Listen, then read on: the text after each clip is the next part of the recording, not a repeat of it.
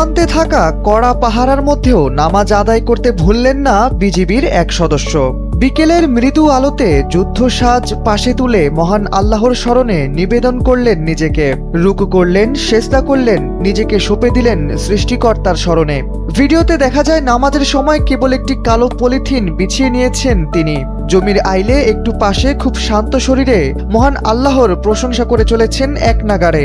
সীমান্তের মতো গুরুত্বপূর্ণ জায়গায় নামাজ আদায় করে বিজিবির এই সদস্য নেট দুনিয়ায় আলোড়ন তৈরি করেছেন। নেটিজেনরাও তাকে ভাসাচ্ছেন প্রশংসার সাগরে। অনেকেই লিখেছেন, বিজিবিতে এমন সদস্য থাকলে আমাদের দেশটা নিরাপদ থাকবে। আবার অনেকেই লিখেছেন, দেশপ্রেম ইমানের অঙ্গ।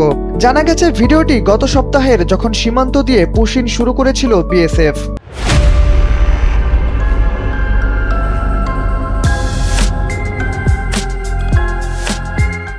সে সময় বাংলাদেশ সীমান্তে বেশ কয়েকবার উত্তপ্ত পরিস্থিতি তৈরি হতে দেখা যায়।